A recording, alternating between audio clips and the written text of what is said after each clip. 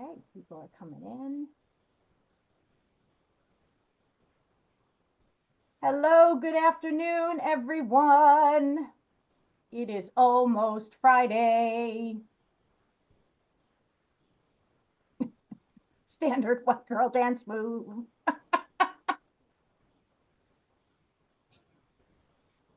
Hi, everyone. We'll give everybody a couple or a minute or two to pour in, and then we'll get started.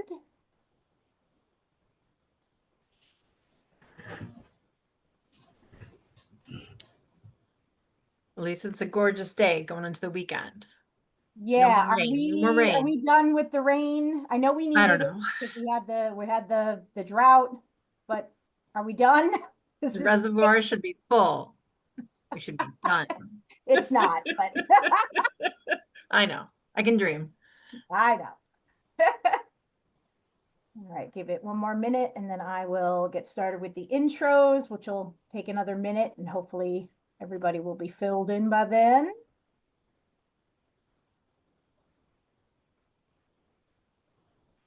Hello, everyone. Welcome to our webinar. Should get some music going. Jordan, you look normal. We both, I know. It was really scary, Heather. Like, I looked so weird. I had to change my settings. My office is so bright that there's no hiding from the light of the sun here. Yeah. All right. Good afternoon. Welcome to the HTPP MVLS quarterly webinar series and also part of MVLS's third Thursday webinar series.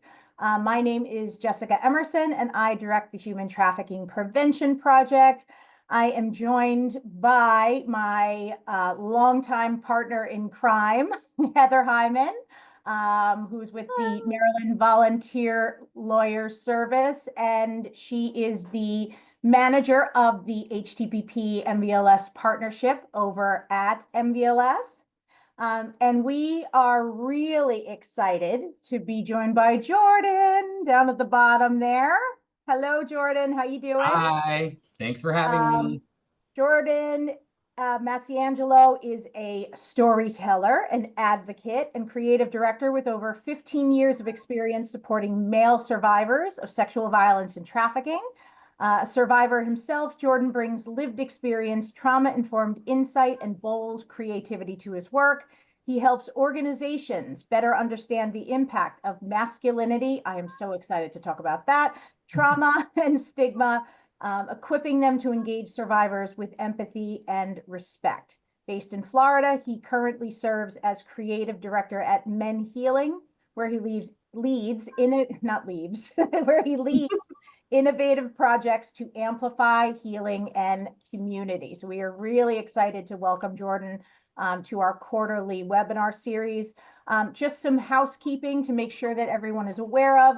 This webinar is being recorded and it will be posted on our MVLS HTTP resource library along with the slides.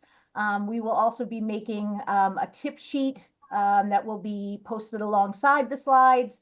So you'll have access to all of that afterwards. Also, the chat is enabled and we will be monitoring it. Definitely encourage folks to introduce themselves so we can see who is on the webinar today. You are definitely allowed to ask questions. We talked with Jordan and just made sure that Jordan's okay with us kind of interrupting. If there are some pressing things that you are interested in asking in response to some of the material that Jordan is introducing. And then at the end, we'll just give you some information on the partnership, on partnering with us, on getting outreach materials, etc. We have until 1:30. We don't know how long this is going to go just because we don't know how much conversation there will be. If you've been on any of our webinars in the past, we are very conversational. And so we're just going to see how it goes. If you have to hop off at 1 o'clock, don't worry about it. Like I said, this webinar is being recorded, and so you can always watch the last half hour if it goes that long, on your own. So let me just see this here chat. Hello, everyone. Hello, hello, hello, hello. Okay, so okay, just hello so far. All right, so I am at this point going to turn it over to Jordan. Jordan, the floor is yours. We are really excited to hear your presentation. Hidden in Plain Sight, Understanding, Reframing, and Responding to the Sexual Exploitation of Boys and Young Men. Thank you so much, Justin, Heather. I am very happy to be here. I love doing this. This is what I do, and it's really important. So, and then Justin, Heather, if you guys, I can't see the chat because I've got too much stuff up on my screen. So if you No, can we're let me know. taking care of it. No, when I do presentations, I refuse to look at the chat because it's we'll just bust too in much. with the comments. Don't worry. Yeah. Because then you'll see me just like freeze and be like, oh, what? And then I'll. No, it's to me, it's like squirrel. I can't. Mhm. Yeah, Exactly. everyone's dropping in their names and Now where it's they're just from, hello. and getting real conversational, Ignore which it. is great. Thanks, everybody. And Jordan, yeah. for purposes of our conversation before, right Mhm. now we're at 29 Mm-hmm. participants. So you decide how you want to do that. Sure. Jordan was just thinking about like some stuff he wanted to do, and just wondering if it was like too many people or too little. So right now we're at 30. So Okay, that's fine. That's fine. Because people can just drop. I just ask questions and I usually get feedback. But if there's too many people, then it's like too much work. But if there's like 30, you can just write stuff in the chat. You know that. So if I ask any questions, we'll directly announce to, what people say. Yeah, to you folks. If I ask you anything, you can answer by just like raising. I don't know if they have the raise your hand thing, or you can put in the chat or whatever you want. Easy breezy, right? So, well, thank you everyone for being here. Thanks for coming to this webinar. My name is Jordan Masciangelo. It's an honor to present this stuff alongside HTPP today. And we're going to be diving into, I'm sure a lot of you work in this field or an adjacent field. So we're going to be diving into some, it's an important conversation. Sexual exploitation is always important. It's also deep. I am a survivor of childhood sexual abuse and sex trafficking. And part of how that, in doing this for so long, part of how I keep it contained and healthy for myself is it is serious, but that's why I talk with levity. I'm not going to be super downtrodden. This isn't really trauma 101 anymore. Even for male survivors, I don't think we need to do the male survivor 101 course anymore. And we're out there and we're here, and people know, they just don't understand. So that's what I'm here to do. I don't want to sort of shock you all into seeing how bad this problem is or anything. So you'll see me kind of lightheartedly talk a little bit. It's not serious. It's just that's who I am. And it works well, obviously, with Jess and Heather. So, Jordan, I was telling somebody yesterday that I've been working with survivors of sexual violence for over 20 years. And the only way that I continue to do it is I have a ridiculous sense of humor. And that is literally what keeps me going. It doesn't go anywhere. And if it does, that's how you'll know you need to check me in somewhere if that ever goes away. Just a little bit of a disclaimer. I am a professional lived experience consultant, but I am not a therapist. I'm not a trained therapist, psychologist, any doctor or anything like that. I have worked for a very long time in this area, but I didn't get any professional education on it. Just a disclaimer. So what I'm going to be presenting about is mostly just my own experience, both personally and with all the folks I've worked with, and what I've learned along the way. Obviously, this isn't meant. I do fact check some of like my stuff, but I mean, this isn't meant to be like this is the way or the only way or anything like that. And as if things get heavy for anybody who's watching, or feel free to check out or whatever you need to do. Obviously, standard self-care stuff. So hidden in plain sight, that I've called it that because there is the prevalence and the scope of male survivors of human trafficking is so huge, and right in front of everybody's face, and it still remains hidden.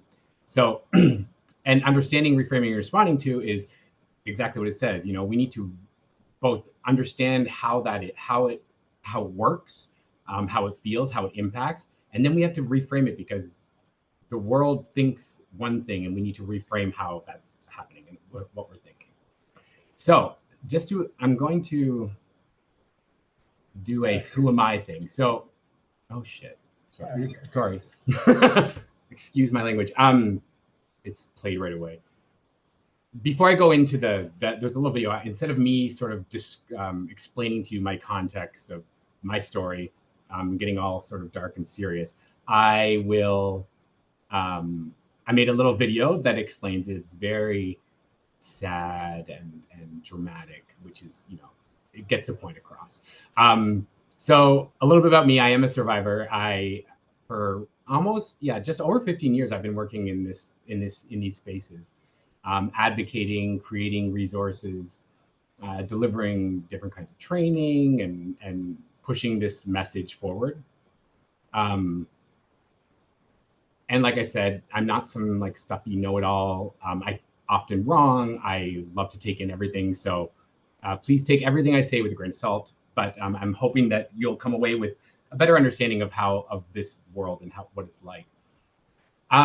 So I am the creative director of MenHealing as well. We are an organization. I'll get to that in a second. So listen, I'm going to play a video. It's like 5 minutes.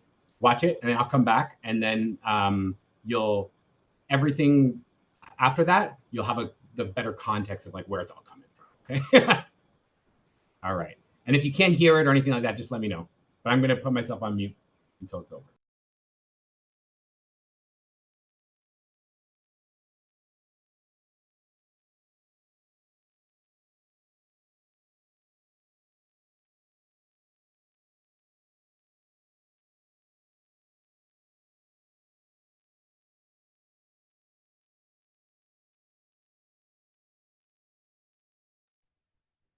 Jordan, we can't hear anything. I think you might have to unmute.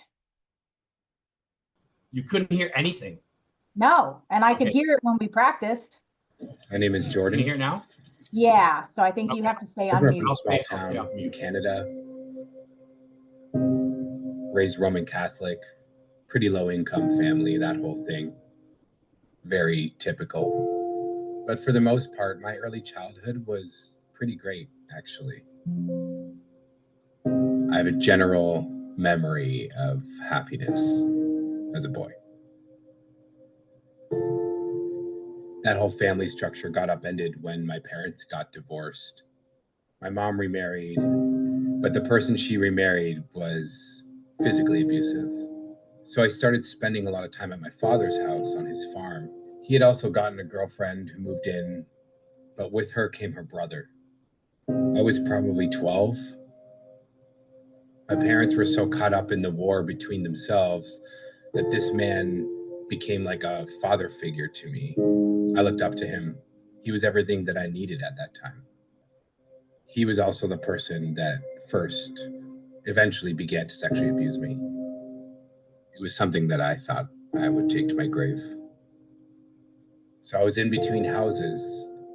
I was being physically abused, mentally and emotionally abused at my mother's house at the hands of my stepfather. And at my dad's house, I was being sexually abused by my step-uncle. I didn't feel safe anywhere, so I left. I left home. I was just 16. And I went to a new city, and I was like, okay, I'm starting over. And I did make a real go at it. I tried. I really tried.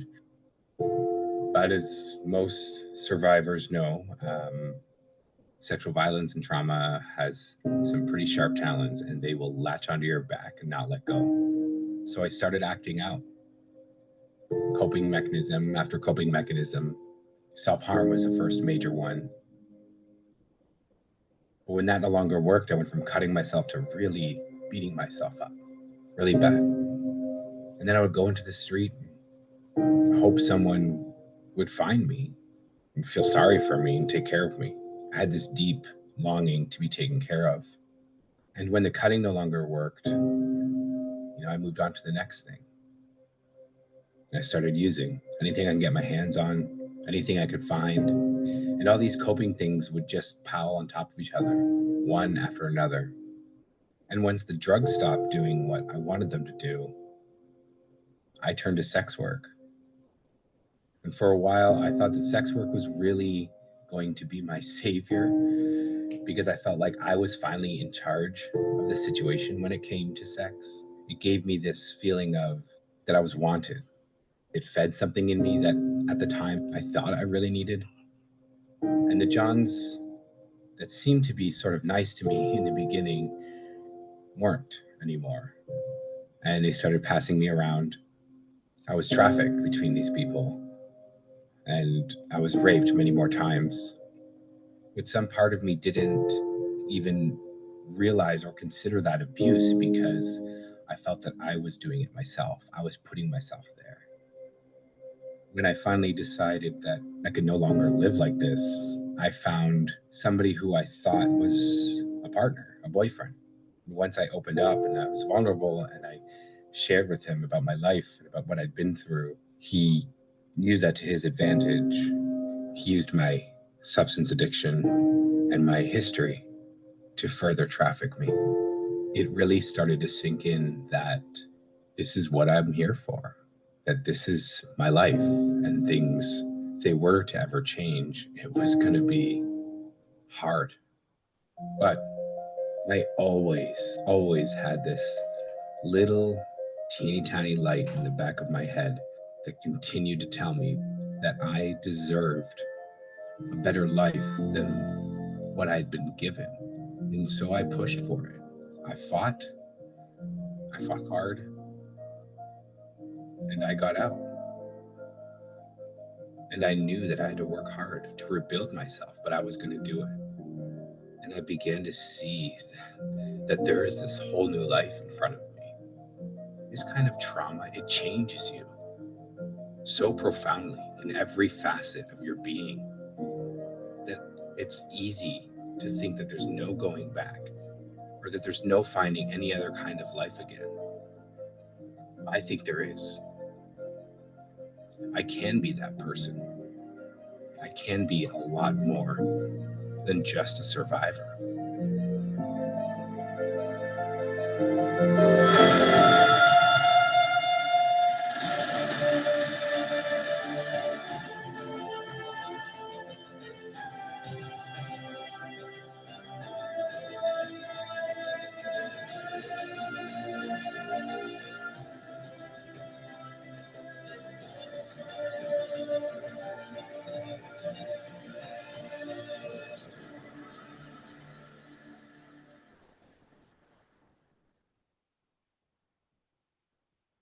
Can you hear me? Yes? Okay, great. So I played a very dramatic trailer of my life so that I don't, so that it's more concise than me just rambling on about everything that happened. So hopefully from watching that, everything I say forward, you can sort of get an idea of where that's sort of coming from or what that experience is like. So I am the creative director of an organization called MenHealing. I have a very long history with them. They're actually one of the very first people I reached out to for help when I was a young man, after a year or two of looking for something, finding nothing. But I'm very fortunate to have found them. I was living in Canada at the time, and my therapist was one of their facilitators at one of the programs. Anyway, I'm 41 now. That was when I was like 23. So all this time later, I'm now the creative director of the organization.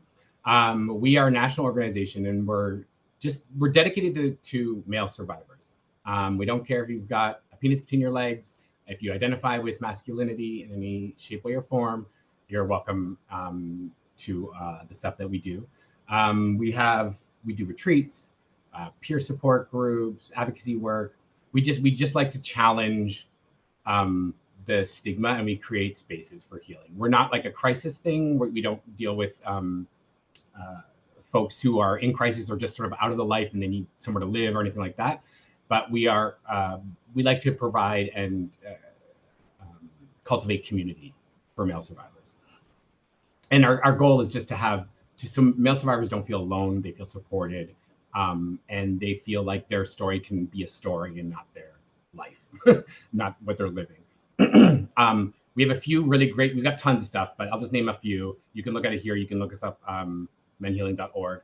We've got our weekends of recovery, which are these incredible, they're a little like, white privilegey, inaccessible, because they are like healing retreats in the mountains and stuff like that.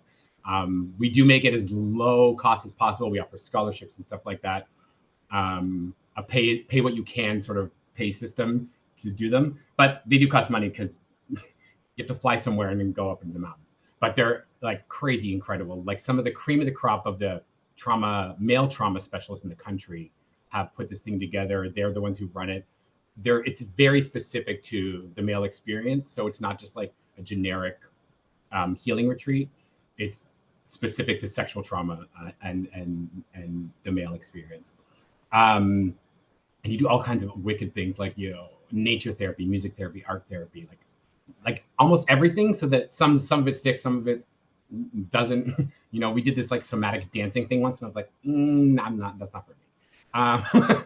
But anyway, we have peer support groups, online, remote, for male survivors. We've got 3 different ones they're running. We've got like one for folks who have been through another MenHealing program. We've got one for folks who haven't been, like just community ones.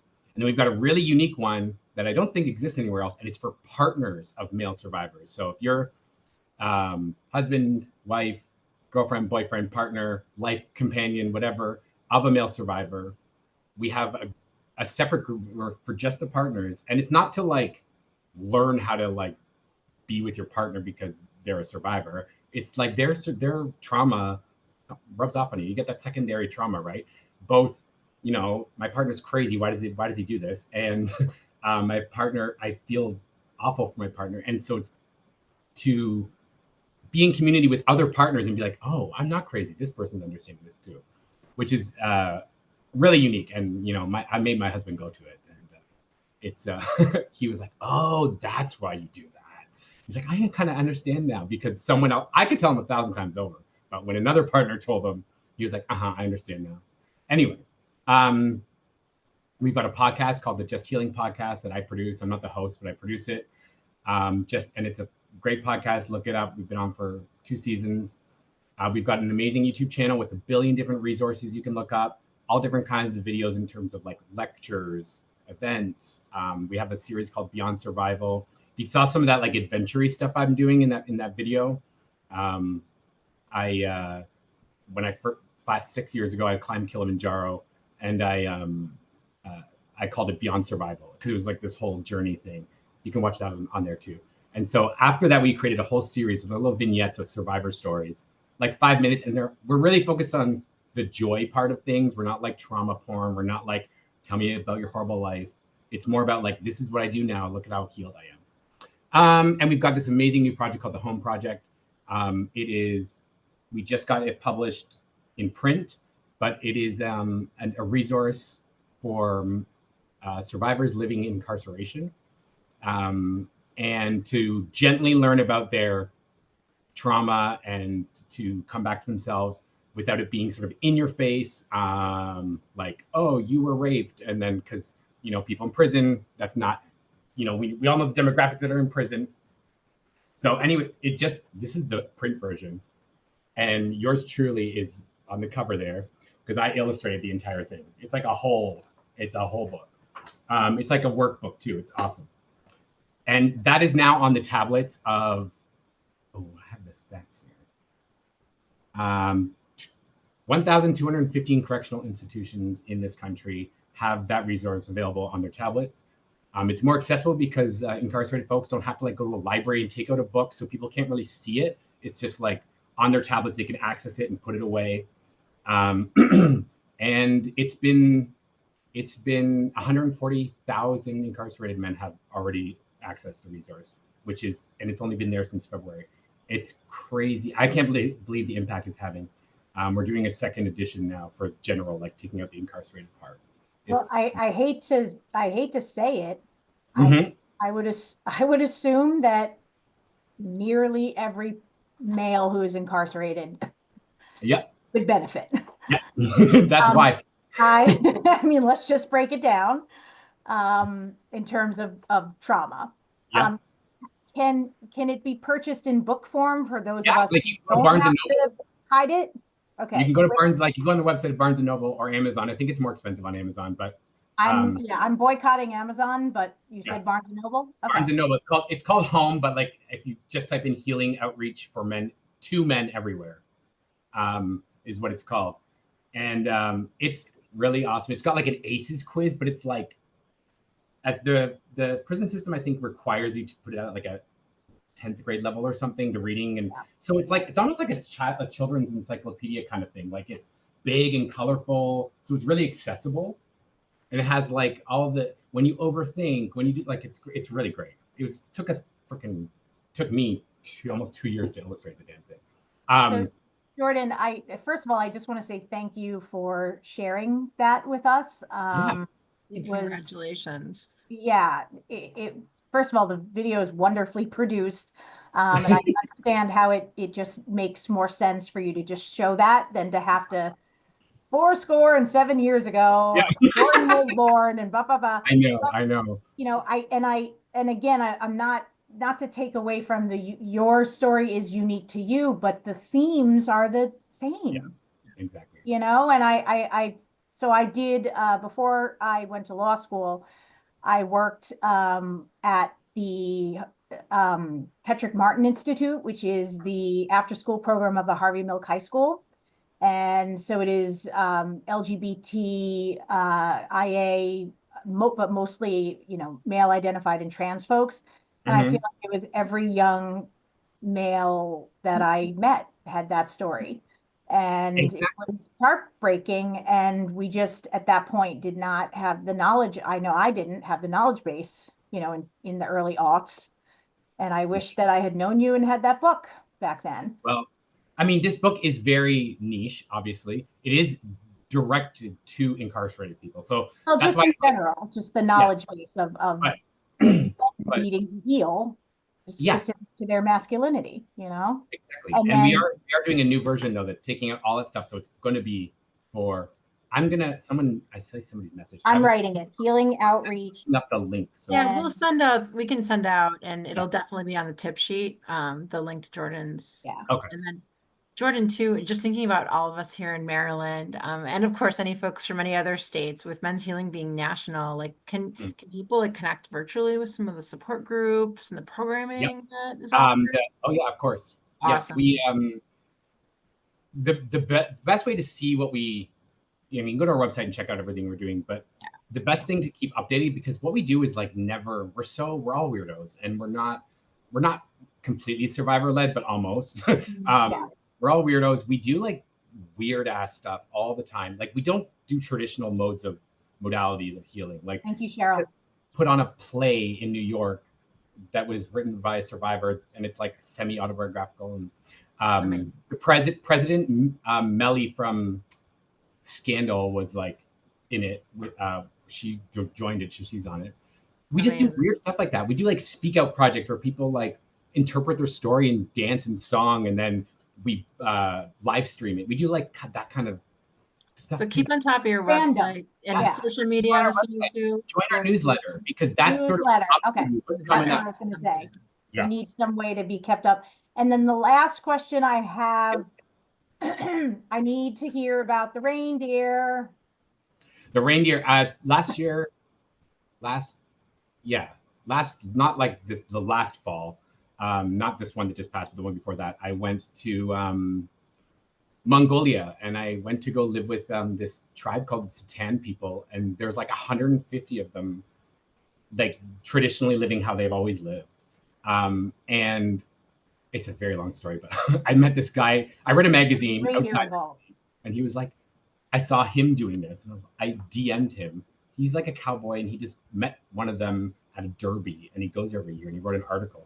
I DM'd him on Instagram. I was like, hey, can I come with you? And he was like, okay. So it works to put yourself out there. And I went with them. It was 2 years in the making, but we went, and the family that we were living with in the teepee in the Mongolian forest taught me how to ride reindeer, because they live exclusively on reindeer. They're called the reindeer riders. They don't have horses or anything. just reindeer. They eat them, they ride them, they live with them. It was amazing. Live vicariously through people like you because I am indoorsy, but I Yeah. like to hear about these things. Heather's outdoorsy, I'm indoorsy. So I Yeah. just like to hear about these things because I will never do them. And I'm okay with that. But Yeah. I love to hear about them. It's honestly, it's my healing. It's very, again, very white privilege. It's not accessible for everyone. But if I don't do these kind of adventure things, like it's what has given me perspective. Yeah. You know, my life is beyond my bubble. So That is anyway, very cool. Okay, sorry. That was continue. Let me actually talk about how we talk about this stuff. Okay, so why does this matter? It matters because of what you saw kind of already. I'm going to show you another video next. It's like 5 minutes too, but it's one of the most incredible things you'll see. It's not me. And it matters because society still largely is overlooking this. There's so many myths about masculinity, about men, about how it feels, what it's like, and it's so ingrained in us for millenniums about how this is that it's not even on anybody's radar. And it's going to take honestly a lot to sort of shift that narrative, I think. But those myths, they're like, that stuff's all very harmful to how a man actually feels and how he is presenting how he feels. And a lot of, you know, this is not to be controversial or anything, but, you know, men and people who present masculinity or feel masculinity, whatever that may mean to them, it's very limiting when you're a masculine person. It is a very limiting identity to have. It is very tight-lipped on what you can and can't do. I am gay, and I thank God I am, because that's sort of given me a sort of pass almost in terms of like my masculinity. It's like I can kind of own my masculinity, but also do whatever I want, and it's not like, yeah, it doesn't matter. I'm already othered, so it doesn't matter, you know? So we'll get into that a little bit more, but it matters. It's a big deal. I just think people need to start really looking at it more. This next video I'm going to play is from a survivor, and it's just annotating why this matters, because it's a Black man. His name is Michael Gwynn. He is a survivor and a poet, and this is one of his poems that he wrote. This not funny, but this is actually in that resource for survivors in living incarceration, because it has like interactive stuff. You can watch videos and stuff within it. This video is in there, and it's been watched 18,000 times in 2 months. And that's because because he's a Black man and he's a survivor, and people are resonating with this. And just those numbers alone are like, there's something going on there. So watch this. It's one of his poems. He's like a beat poet, so he talks his poems. It's really great. And this video is why this conversation matters. And then I'll go quickly through some of the stuff because we've been talking already for like half an hour. My name is Michael Gwynn. I'm a survivor. And I'm here to tell you that today, my story matters. Sometimes you get tired of being a mere shell of yourself. Sometimes you get tired of that loud silence little boys hear as eyes full of pain scream their misery. In my head, my childhood trauma was not just the elephant in the room, it was the whole damn zoo. For a while, sorrow was the color of my life, and a deep darkness consumed me. I made so many mistakes with business, people, family, and put them and myself at risk. I was a ticking time bomb of recklessness. My life used to have a drift to it, a current that pushed me through, and yet it was often at odds with the gravity of who I was. Until I told my story, there was a constant push and pull between good and evil, because until I did, I never expected to survive this. But here I am. And I will no longer be a voiceless virtuoso, silenced by his own insignificance, because I know my story matters. It matters because vulnerability needs to be the new normalcy so that the next generation of young Black boys no longer have to be pawns in this chess match of ignorance and isolation. I tell my story because I know I speak for the forgotten survivor, the intentionally invisible, those who, like me, who were once dirtied by this soiled silence that gave way to the stench of stigma. There was a time when all my days were nights, when even the lifelines on my hands were too afraid to tell my truth. It began back then when trust was treason, when there was no system set up to police predators who preyed on childhood innocence. Or even though I was raised to read masculinity's roadmap, all I did was get lost in its toxicity. And even though it's been difficult to achieve, I've rediscovered the joy that was stolen from me that day on my knees. I've recovered the bits and pieces of me that make me whole, and then I use therapy, prayer, and creative writing as a spiritual glue to cement my own meaning. Now, I tell this story, a story of triumphant struggle, one filled with clever metaphors and witty puns that push this narrative from noose to necessary. A story that goes from heartbreak to heart healing. This man here used to run from the idea of talking about the worst things that happened to him. Discussing my pain felt humiliating and embarrassing. I used to think that I would break down and never recover. I thought that I was the only one to experience anything like this and that no one would understand. Then I met these men, these amazing men healing. Now, I'm a living, breathing transformation, y'all. Mine is a voyage from victimhood to victory, a story of the soul survival. There are so many chapters in this book of Mike G, so many paths on this journey from little him to big old me. They say trauma sharpens our sense of purpose and reminds us to focus on our family and community. That overcoming it sets us on a path where we can give back, and appreciate life by recognizing our own inner strength and resilience. And now here I am in my 50s, just finding me, but it's okay. It feels good to no longer hide from hidden horrors. It feels good to be my own ambassador and not the bastard. It feels so damn good, y'all, to know that my life matters, my works matter, my story matters, that you matter, that I matter. Took me a while to get here, but I found redemption in the rhythm of reminders. Oh, I dug deep. Clawing, scratching, sifting through years of muddy trauma, layers after filthy layers, and I finally reached the bottom of me and found a treasure chest of change and resiliency. But this is what happens when you have no parental GPS. You rely on social shortcuts. I took the Christopher Columbus route to self-discovery, but here I am. And no matter how different we all are, the trauma, the pain, the terrible things that happen still happen. Survival has become my new language. It speaks a healing that delivered me from the sin of men. It carried me to a place where even though the healing was hard, it was the hope in that healing that gave my soul this momentum. My story matters, y'all, because my passion is to help the little boy and the men find strength to become courageously transparent about their own brokenness. I want men to know that they can edit their stories in ways that foster their own emotional resilience and spiritual renewal.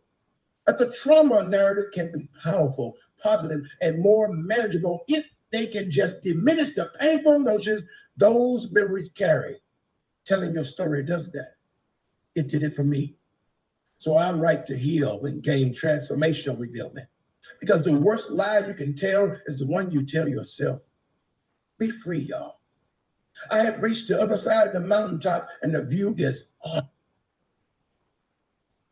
awesome. It's funny that the places we find community, like our families and friends, they do their best to provide an understanding, but it's often tempered in intolerance. It's time for us to educate them. We can't do that unless we tell our story. But because of the support from this community, people no longer see a man with anger issues because he was hurt. My friends, family, strangers will no longer have to worry that I'll make reckless decisions that put people in harm's way. And I am so grateful to be victorious, to be a conqueror, counting his blessings that he is part of a community who cares. No longer will the pain I endured be a hindrance to my healing. No longer will I have to pay down my experiences at the same time trying to make sense of them. I got this. Listen, no boy who's been abused has to ever feel alone again. Just find a way to tell your story. Get it out of your system because it clogs up your wisdom. Why does your story matter? Because it can be the powerful account of self-actualization and hope that saves your life. It saved mine. Look, I know I'll never be the same, but my future is bright with every day that passes. Every possibility is in clear view now. And my story, just like yours, matters. My name is Michael Gwynn, and thank you for letting me share my heart.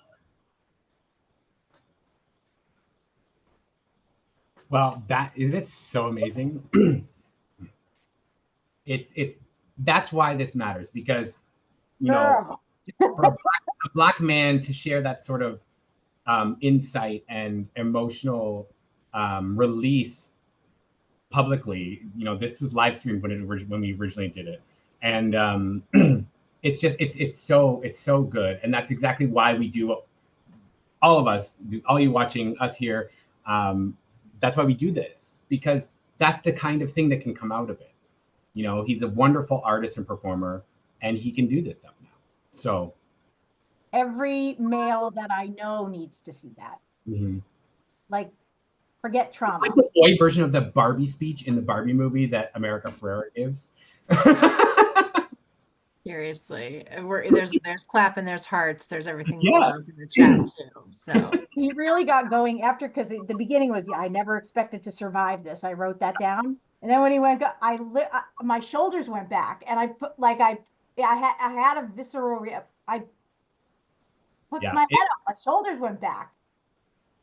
It's amazing and it's incredible, and it's like there's so much like potential in so many men that have been hurt as children, And so many have. yeah, and so many have, and Well, it's we'll get like into that, there's but- so much potential that is never seen because it's the stigma, literally just that. It's like a made up thing that is keeping it hidden. Anyways, let's continue on to this scope of this, which is ginormous, and to effectively support all of these male survivors, we have to grasp the extent of what's happening, right? So locally, sort of, and globally, many people still think of sex trafficking as a women's issue, women and girls. And while the stats show that women and girls, you know, do make up a majority of the survivors and victims, males are a very significant portion of the total. So if we're looking as sort of a global perspective, according to the UN and the US State Department, there's 40% of human trafficking victims worldwide are male identified. That is almost half. But you don't see that. You only see the other 60%. So it's almost 50-50, which is crazy to think about. And I think a lot of people, when they see that, like it's hard for that to set in, and they don't necessarily believe it. But these are like not numbers that I've made up either. These are real things. So it's almost the same rate. It's like 17% of boys versus 18% of girls. So this means that like especially child sex trafficking is not just a girl's issue. Boys are equally at risk of these sort of things, and that we need to wake up to that. The numbers are showing it, but the services, the outreach, the everything else is not, and it doesn't, and that's purely socialization and stigma. Between am I correct in saying that?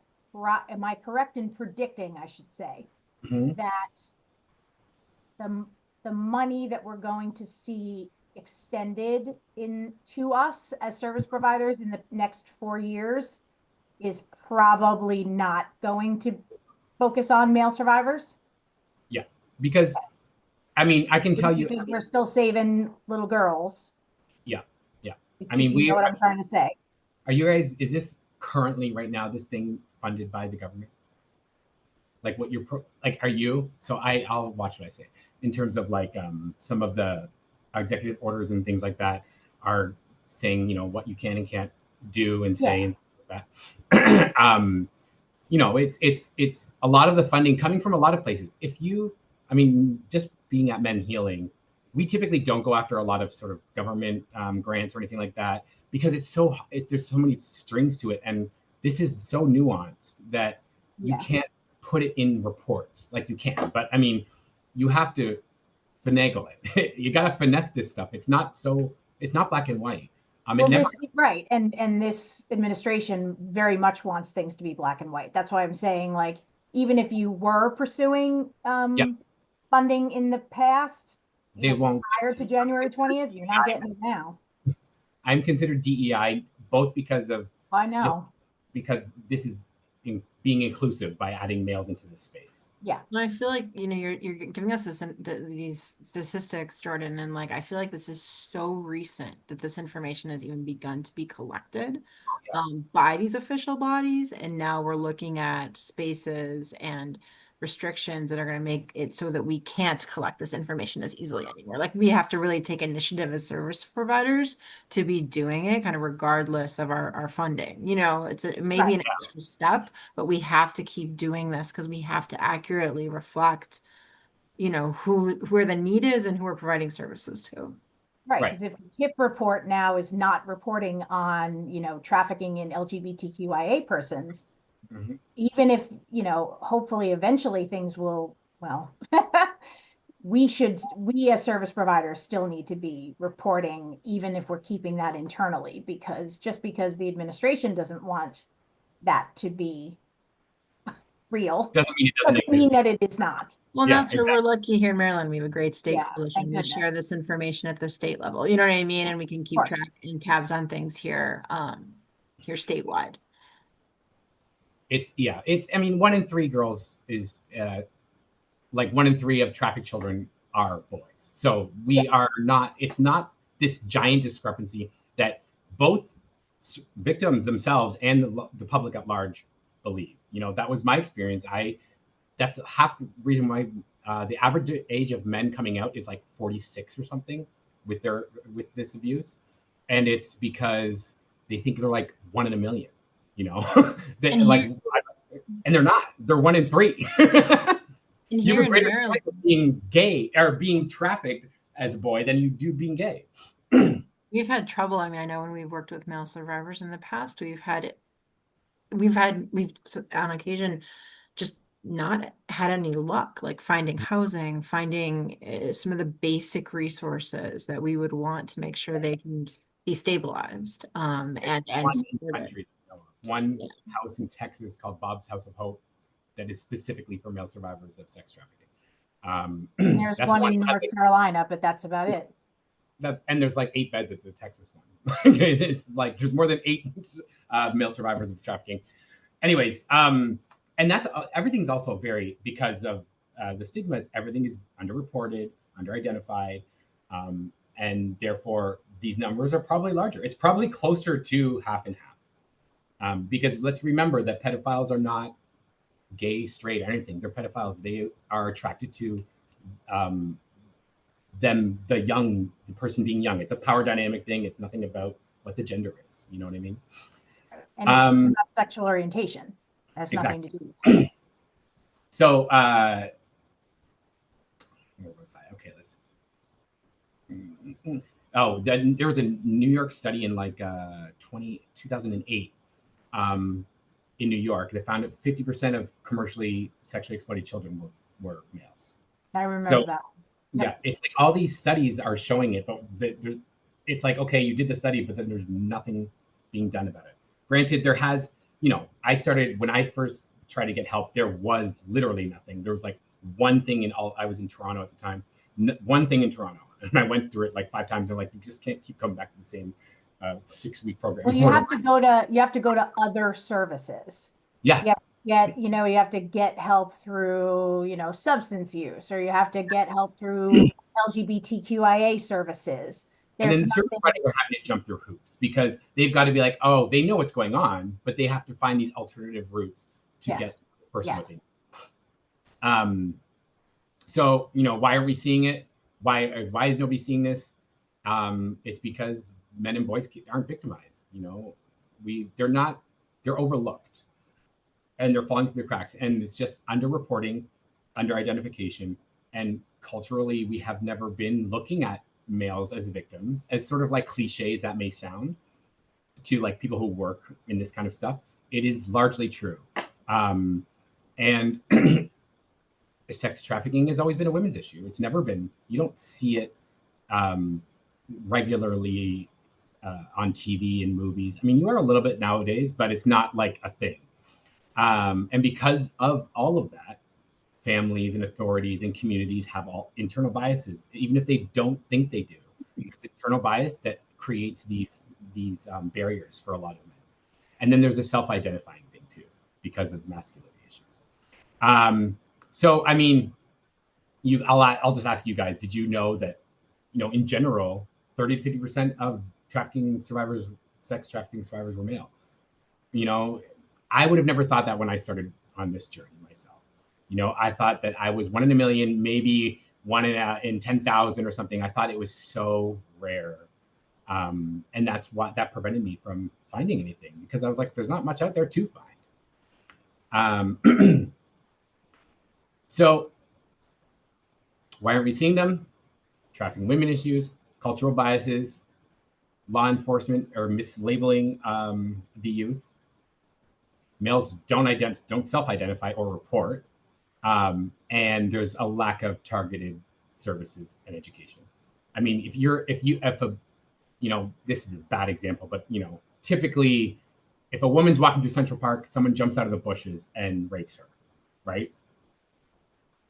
Generally you would think, oh, that woman, you know, she might go to someone and tell them, like that night or the next day or within a reasonable amount of time, after they sort of settle themselves. If that happened to a man, secret forever. You know what I mean? And that's their internal fight with the societal version of what a man is. Okay, so we'll talk about some of these quick. You probably know a bunch of them. Sex trafficking women's issue. No, half the victims are men.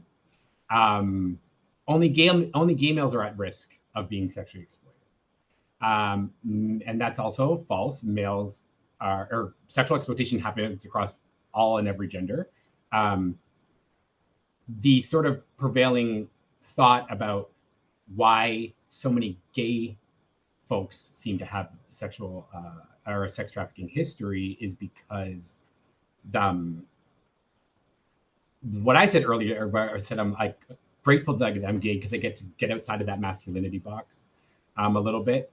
And it's that people who are already othered in society and whatever their identity is, feel a bit more empowerment to come out with something, because they're already living with this other thing that everyone sort of pushes back against. So why not? You know what I mean?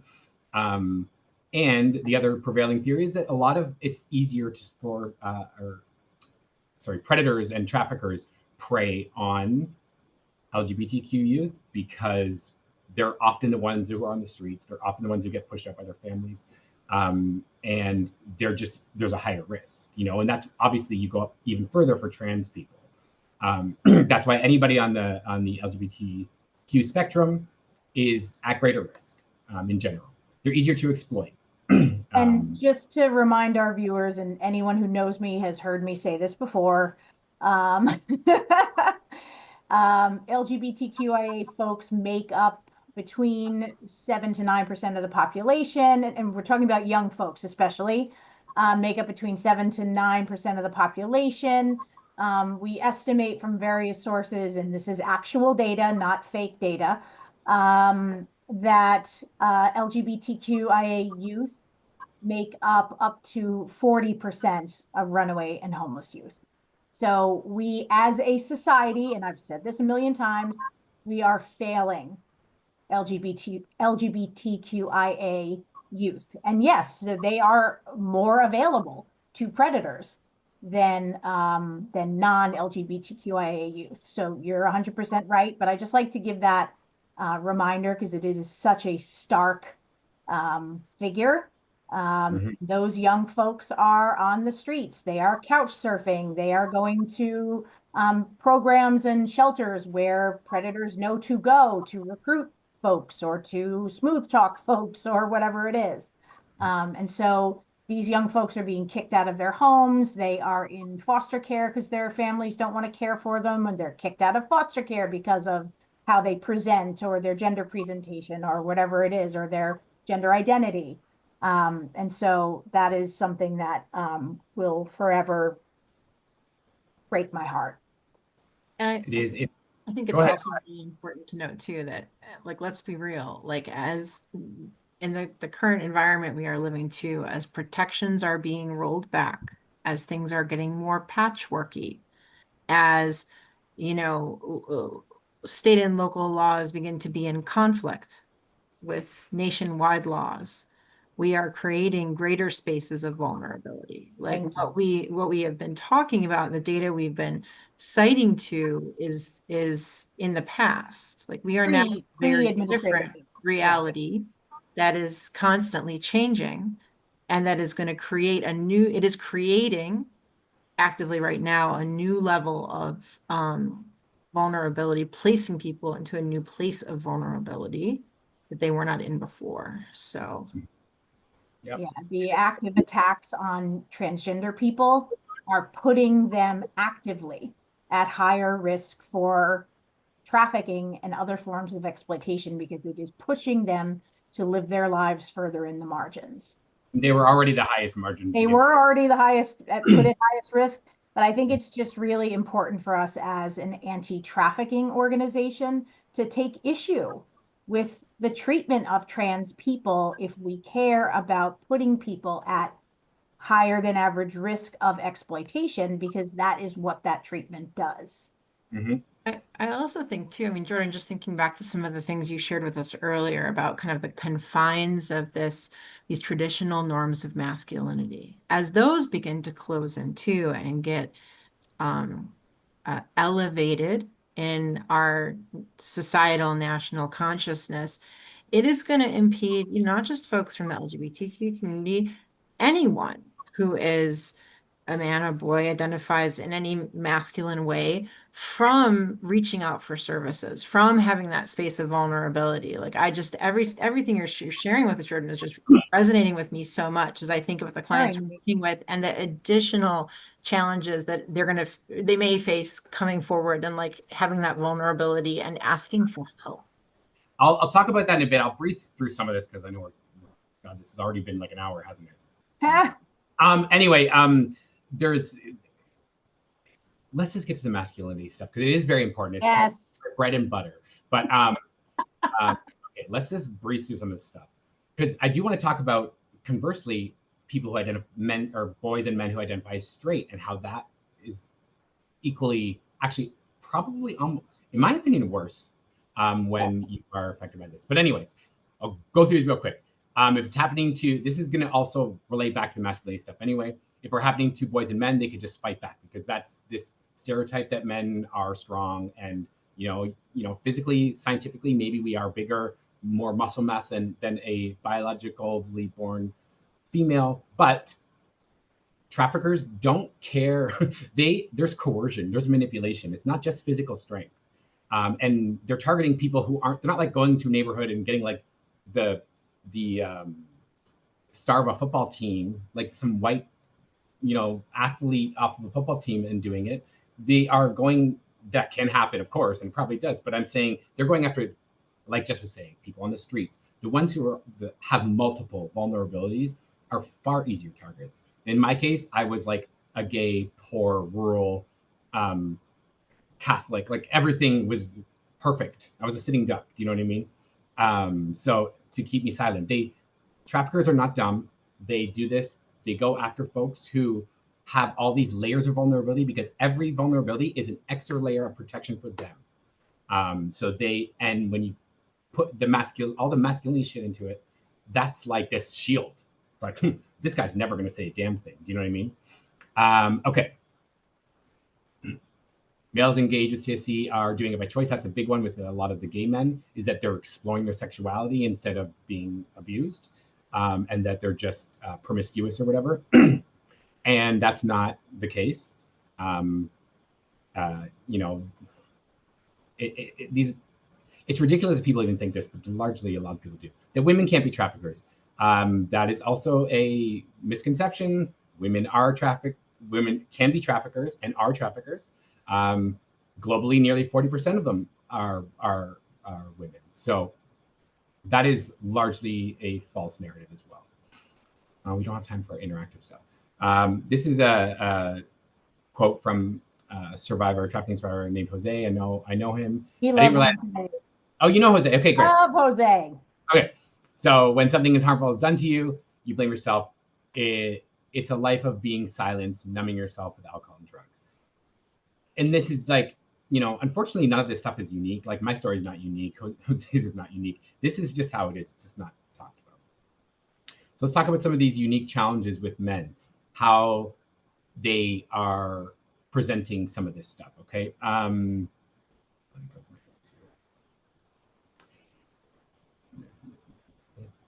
Okay. So we're going to talk about this stigma, shame, and masculinity.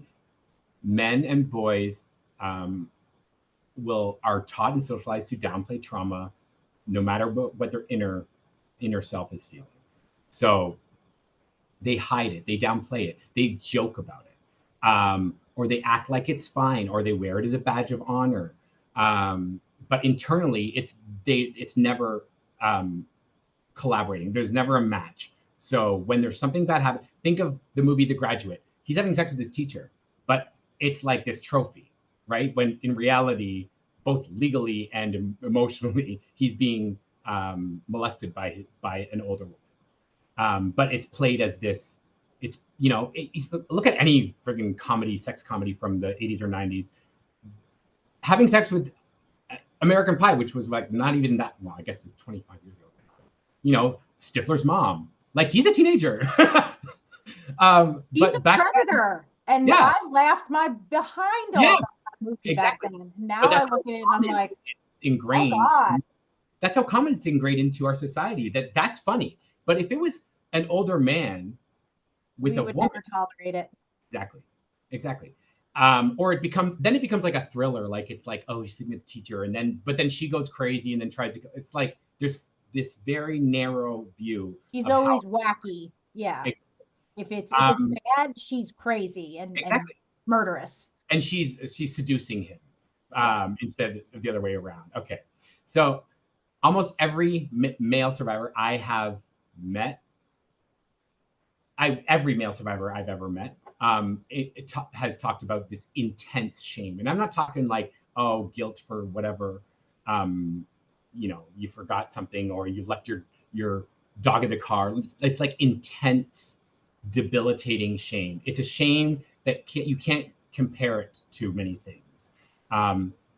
One that often leads to suicidal ideation. Like there's nothing that can alleviate this sense of shame. And culturally, men are taught that we are not strong and that we can't show weakness. So we have to downplay all of this stuff. Even if it's like when a guy gets hurt, like a bruise or something, oh, it didn't hurt. You know what I mean? That whole thing. It's ridiculous. And then they avoid disclosure, and that's both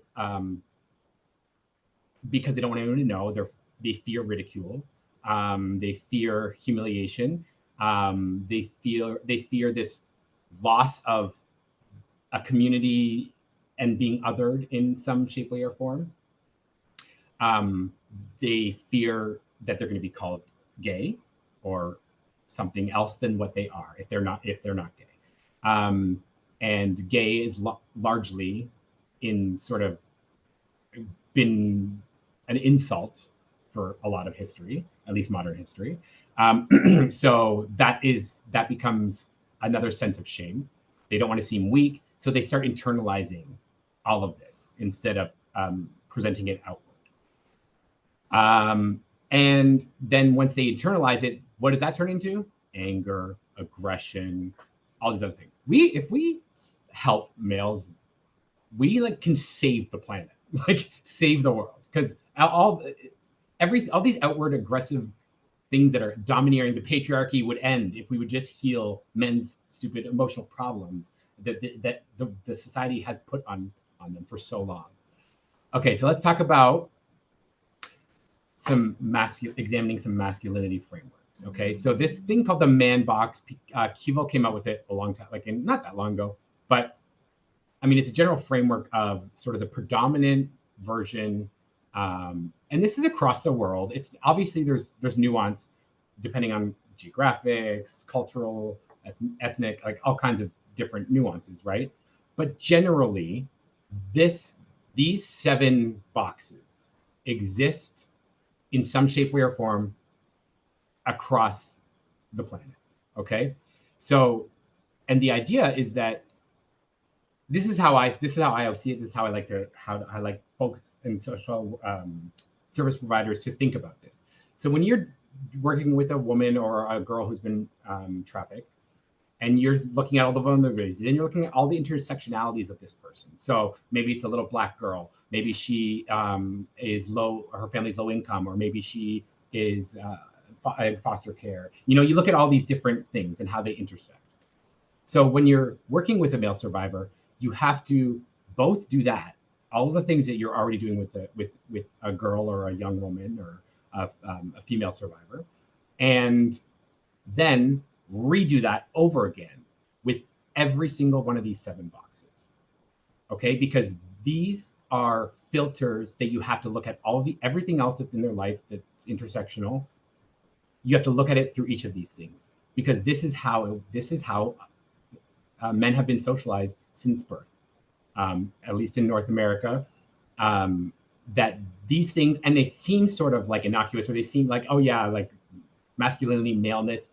I don't think people really take a deep look into what that means or what that can mean for a male, because it's so innate in our society that it's just like, oh, it's you're born like that. Masculinity, these things about masculinity are not born into you. Born with these things. These are put upon you.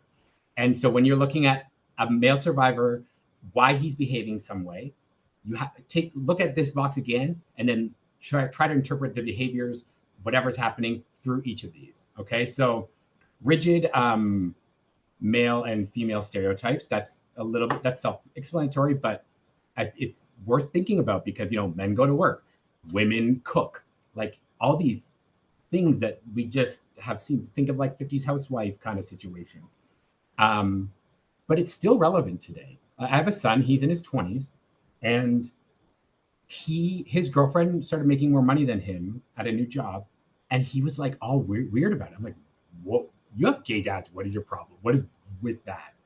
Like, we did not raise you to be like, what? But it's just the zeitgeist. It's like, it's not like he was mad, it's just like he felt weird about it. I'm like, that's crazy. But you know, that's how it is. These things actually matter. Like women in the kitchen, this trad wife trend, this red pilling boy trend, this whole thing is these rigid gender roles. And then these have to be processed also through other cultural and racial narratives. Exactly. Yeah. Whatever their other identities are, have to be looked through. It's almost like you have to look at it like a pyramid. Like gender, everything is like intersectional, obviously. And I don't think people really look at that intersectionality as much as they need to. And gender, again, not a therapist, but in my opinion, it's like sort of at the top. Like do all the other work first, and then place their gender expression on top of everything else. Okay, systems of hierarchy. This is more in depth than you might think. It's not just it's men being domineering over women, also domineering over other men. It's that lion pride kind of concept, like I have to be the best in, and it can be everything. It can be domineering is an expression, but it can be more subtle than that. Just the best at something. That can lead to overworking. It can be as simple as something like that, staying at late work because that's what a provider does. Providers do. Yep. Or also just being the best at everything, the best in sports, the best in this, the best in that. Like there's always a hierarchy involved when it comes to male experience. Where are you in that line? This stupid high value man term that's like new in the last year that all these Instagram people are talking about. Are you a high value man? What the hell does that mean? It's ridiculous. Ew, I'm sorry. That's just I do have to say that the whoever gives out microphones to podcasters should not do it. That's number one. The messages that are out there as the result of whoever gives out these microphones to podcasting men they're disturbing. It is. And there are people who are very prominent in our government right now who are talking about masculinity being under attack. Mm-hmm. And they are typically white males who are very conservative and have very rigid ideas about gender. And they have a lot of people who are listening to them. And I am obviously, I think about the message with my own concerns about gender rigidity, but I'm also thinking about it now through what does this tell us, or what messages does this give us about, sex trafficking and disclosure. And I think it is more destructive than I've even considered now that I'm thinking through it. In this vein. And Heather, you were getting to that basically. Well, yeah, and I think it's not just sex trafficking, it's with labor trafficking too. You know what I mean? Yeah. That you can't, and just violence, sexual violence. Yeah, and I want to elevate Antoine's been. I was hoping you would do that. Yeah. Chat. Yeah. Just noting, like, when working with young men in the capacity that they're working, just noting that, a lot of males who are identifying as straight, when they're disclosing like a trafficking or sexual violence situation, the number one question they have is like, are they now gay as a result of being victimized by another male? But then contrasting that to, if there's abuse, if they're victimized by someone who is female, that there's like a backlash, that they are supposed to be like celebrating the encounter, that it's a sexual win, not something where there's any chance of them being victimized, and just how hard it is to talk through that, frame that, especially, I love this graphic, this layering of this on top of everything else we're already doing. When we're looking at the intersectionality of the experiences that our clients are having and that folks are working with, and our colleagues are, what we're trying to support people through, it's really critical to layer this on top. And I will tell you, there actually was I know this is stupid, but I watched Chicago Med, and there was just recently, like 2 weeks ago, there was, for Antoine's last comment, society tells them they should be celebrating, and it's a weird dynamic to have to break through. They had literally this dynamic of this doctor who used to be a young child star. And when he wasn't even legal, he began a sexual relationship with the mom on the show. And for years carried it around thinking that he was the man, and then started thinking about it in a very different way and actually addressed it with her. And I actually thought it was incredibly well done, like about how his thinking shifted.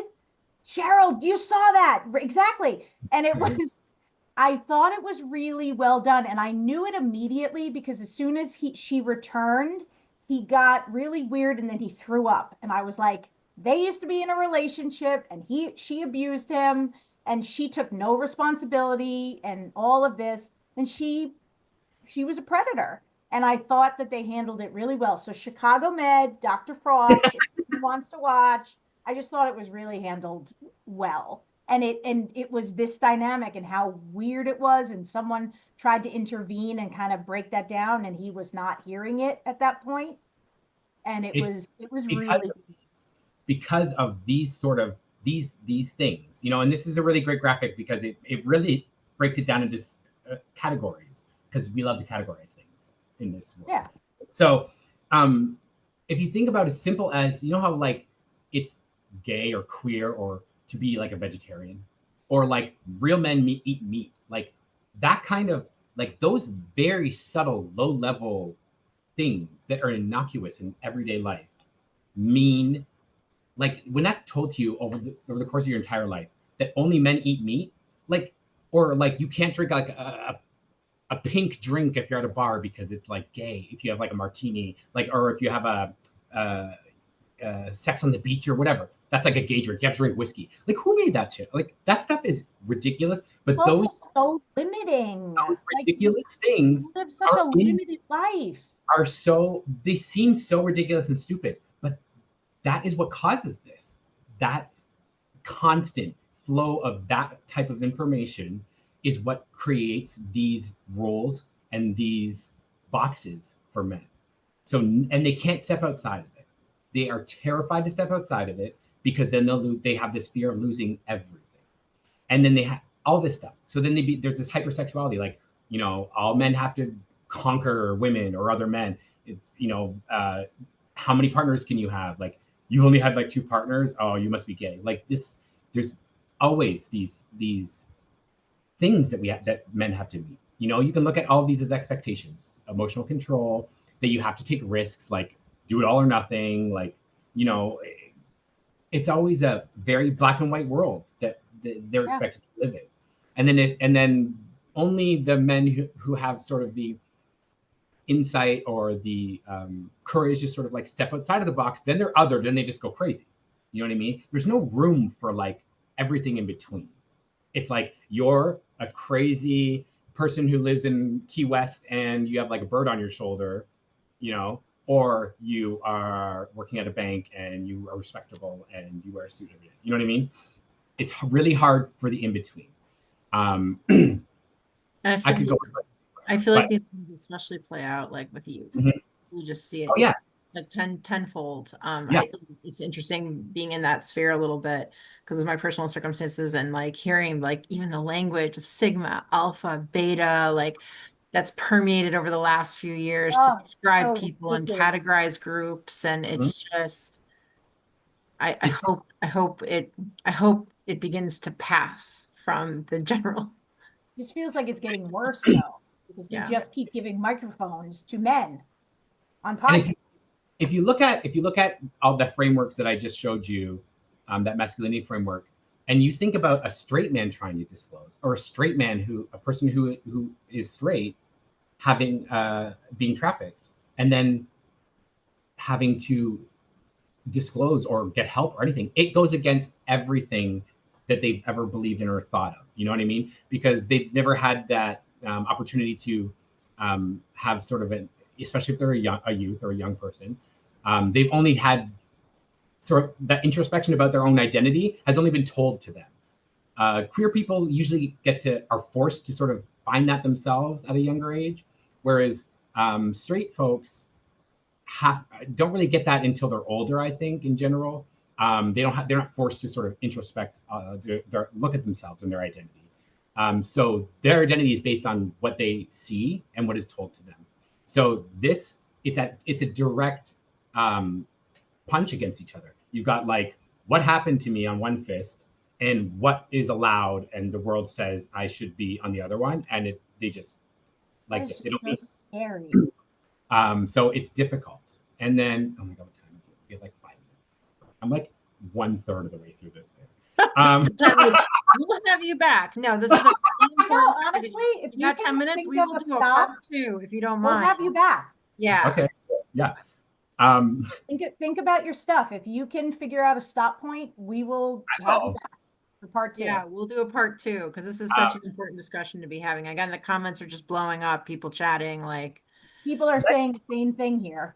Yeah, having conversations with their kids about this stuff. Like, again, just seeing this in the folks that they're working with, at their jobs. Like, we need to have these conversations. Kind of restarting at this beginning point to these is good. Like, well, I'm trying to think if we I can go to, where is this? Masculinity frameworks. So look, we're getting a lot of agreeds. This is really our 12-year-old boy. I have this conversation. Let's stop at the masculinity frameworks then. Okay. If you want. Honestly, everyone, this is about, I'm on slide 19 of 40. So the middle. We will definitely do a part 2 soon. We'll have you back next quarter. But there's not like 2 10-minute videos at the end. So there's one though. There's one. Sure. But do we have to? We have 10 minutes, right? Yeah. Okay, so I will. If anybody has questions they need to ask that I need to answer, feel free. Otherwise, you could get my email from. You can put it on that sheet that you send out, folks, or whatever. Yeah, we will have part one, we'll do, maybe we'll wait and we'll have part 2. I mean, people are agreeing with us. Well, I really appreciate Jordan sometimes it's just really hard to have the right language to Right. frame how to talk about this, or even from, how to conceptualize it and then to translate it into words as we're working with folks and trying to raise awareness too, which I think all of us all do as part of our jobs. So this is really helpful to like have a framework that we can overlay in both in those different areas of our work. And the second half of it, I'm gonna just so you guys come back and you want to, so know what to sort of expect. It's like this first half is like understanding what is out there, how it is, and why sort of people don't come forward. And in the second half, I talk more about sort of like reframing that and like how do we identify these people, because that's my question. How do we talk about this? Yeah, how do we like break through? What works for them, what services work for them, what doesn't work for them. And I get this specific as like, what color are the walls in your office? Like that kind of thing. It gets very trauma-informed room design for male survivors. It's like, it can be very nuanced because men don't talk about anything ever. They see stuff. What they see is what they believe. That's what they've been taught, and that's what happens. So, if you see a room and it's pink, I'm not going in there. It's not for me. Like, it's stupid things like that. But you have to like dumb it down to, you think, the world is more intelligent than this nowadays to sort of, these things sort of matter. But when you think about a young male who has nothing but trauma, and the trauma is so against what the world has told him, that any little nuance that says this isn't for him, that's not for you, this is not for me, that is back to the street. I think, it's what I think is the challenge is that you've got part of all of us are providers. And so, there's someone who just said, they agree that they want part 2, but they said, this is great, especially when interviewing male youths and using language around whether trafficking has occurred or is occurring. But I think you've also got human beings on in this webinar, and we're all kind of watching this, and we're watching our kids or our nephews or our partners or our would-be partners. Like, it's gotten really hard out there and it's really frustrating. Like, I regularly feel myself being like, what is happening out there? And I've hard out in these streets, Mo. It is hard. And I regularly will say to like men that I know are not struggling with this, like, you got to go get your people, because it's not our responsibility. We can't do it because we are literally trying to stay alive from them. It's a heavy lift. Honestly, this work is a heavy lift. I've been, it's come little bits, and I've been doing this since I was like 25. I started working like outreach stuff. I'm 40 and I've been doing it the whole time. And it's like, we have come a ways, but like almost 20 years. It's like regression. We're in regression land now. Now it's crazy. Like when my own son says something like that, I'm like, I'm going to beat you. Like, what do you mean? I'm like, not only do you live in an LGBTQ household for the last 12 years of your life, you have me, a survivor who literally teaches about this stuff as your dad. I'm like, into this household, out of this world. God. But that's just the prevalence of it is so, it's so permanent, like permeates into everything, that even when I think I'd be safe in terms of my own child not getting influenced by this, and it still happens. So Jonathan says, absolutely. Has anyone seen Adolescence on Netflix? Yeah. Captures how young men can be radicalized in online spaces.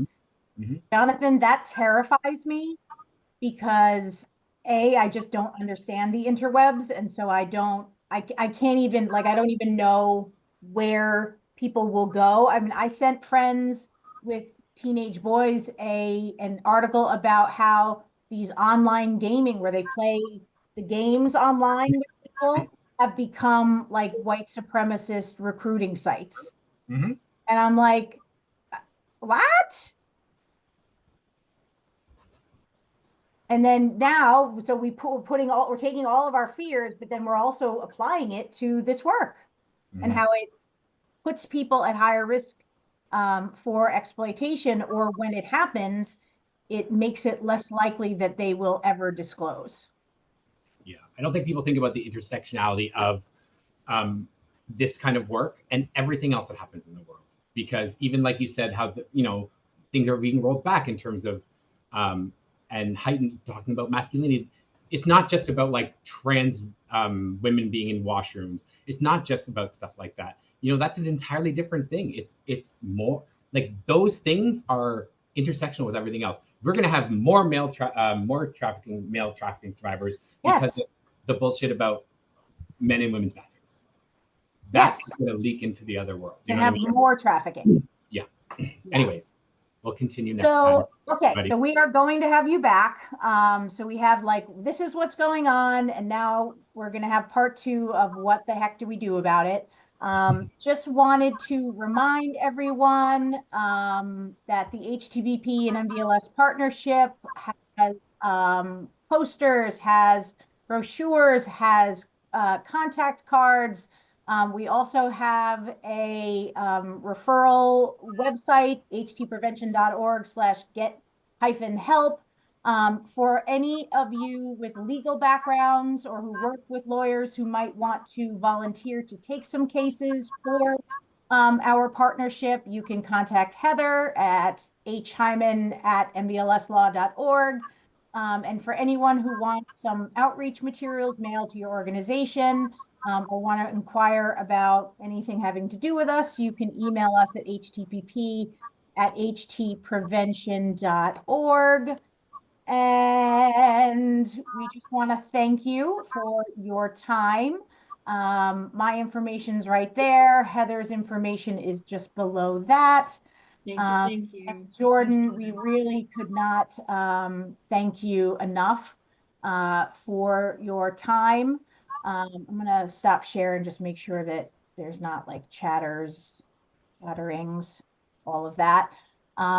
And yeah, I'm sorry, you kind of got Heather and I that this is a topic where like, we were so excited to have this material. No, I'm happy though, because everyone gets a deeper understanding, double the amount that I don't know why I thought I could get through the entire thing in anyway. Well, I think I'm done. People just come loaded with information Right. and like passion about the, we appreciate you so much. And we can email everyone that's on the call. We'll be sure that we get out to everyone that registered information directly about part 2, which we'll try to schedule sooner rather than later, as well as advertising through our normal channels. Yeah, I wonder if we can do it through like another third Thursday, if we can just get this on the calendar sooner. Yeah, or we'll find another date. Yeah, but we'll do this. We'll take care of that. Yes, Yes, thank you, Carmen. Please do. We will. Jordan, thank you so much. Thank you. Such needed information and such needed material. And such a great resource for us too, that we can access MenHealing for our, you know what I mean? Like this is a great. And I've got like actual resources too, guys. Like I've got like a toolkit and stuff that I developed with some folks in California for service providers. That's just at the end of the presentation. Maybe I'll put those in. I'll send them to you so you can give them to folks earlier. Perfect. And so you don't have to like wait for the next one. But and they can bring questions too if they get a chance to look at stuff. So that'd be great. Yeah, so we'll make sure we'll advertise this to everybody like we normally do, but we'll make sure that the folks who signed up, all of you, will be prioritized in getting anything that we can give you beforehand, and make sure that we email you directly with the date of the next part 2 with Jordan. Yep. Thanks, everyone. Appreciate it. Stay off podcasts. Unless They're it's not ours. healthy. Ours is good. Ours is good. Go listen to ours. Except for theirs. I'm sorry. They're fine. And I listen to one sports podcast. I listen to Talking Yanks. That's it. I need all of the materials to push through. Yeah, honey, I know. You do, Antoine. I agree. All right, everybody. Thank you. Get outside. It's finally not raining. Heather, I'll be in touch about later on. Yep. All right. Thanks, everybody. Thanks, Jordan. Thanks, Jordan. Bye. Yeah, of course.